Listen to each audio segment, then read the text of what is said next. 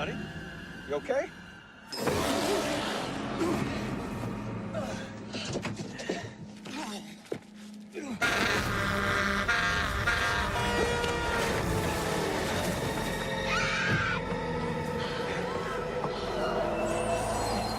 Okay. I'm so sorry. All of a sudden, it was like somebody took over my truck. I had no control. Are you okay? I'm fine. It's the doll, Ed. It's a beacon for other spirits. Okay. Oh, it's a beacon for other spirits, Goose. Well, yeah, it draws in the other spirits. Yes, it does. Like Yeah. a beacon. You're here with the Hammers, and we're talking about Annabelle Comes Home. That's right. Horror film, obviously. Duh. Devious Doll back in Did I theaters. state the obvious? Okay. All right, this is the third Annabelle movie. I really enjoyed Annabelle Creation from a few years ago that traced the origin of the doll, and it's the 7th movie in the Conjuring universe. And it follows the lives of paranormal investigators based on the real people, Ed and Lorraine Warren, played by Patrick Wilson, Vera Farmiga. They're in the beginning of the film, and then they have to get called away to another case. Okay. And they leave their daughter at home with the babysitter. Yep. Meanwhile, Annabelle is Where's Annabelle? locked in the case, right? With all the other creepy artifacts that they keep in their home.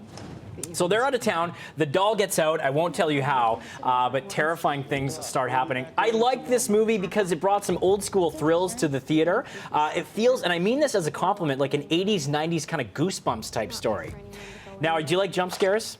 Oh, yeah, I love them. Okay, this Love one 'em. is chock full of them, but they're placed really strategically, and you can overdo the jump scare bit, but this one actually, it played out really well. So here's another look. What's that? The ferryman.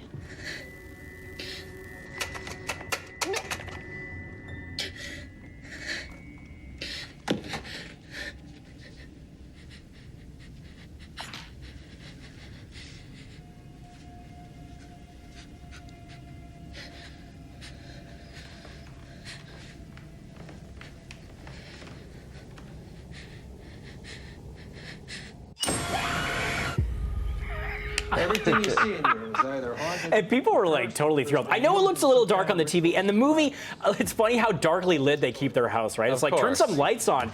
But when you see it on the big screen, it is lit well enough that you can follow what's going on. And I really enjoyed the fluid camera work in this film. It really gave you nice perspective. You could follow what was going on. And young McKenna Grace, right there, she plays the daughter of the Warrens. She's sensational in this film. You might remember her from I, Tonya, and she had a small role in Captain Marvel. She has some of the powers that her mom has in Really? terms of like seeing the other realm, if you will. And they played that up really well in the film. And it does have this creepy atmospheric dread. And they had some fun with it too. They wrote some jokes into the screenplay. There's some quirky character moments. A lot of the laughs in these kind of films, they are unintentional because of the silliness of the premise. But I like that they brought some levity to the whole thing. It's not this dreary, depressing sort of sinister film. It's got some lighter moments, which you have to do with these kind of movies these days. Now, do you need to see this in the theater? You saw it in a full theater, not just a private showing. See it in a full theater. It's a great break for the summer heat, and I would also add it to my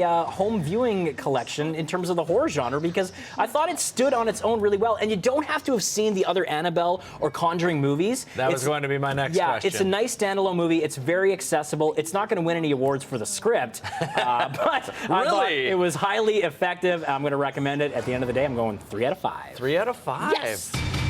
Wow, that's pretty good. Fantastic. Check it out. How many more do you think they're going to do? Well, they're already doing Conjuring 3, so Oh, really? that's out next year. More Stay to tuned. come. Yeah. All right, you're going to be back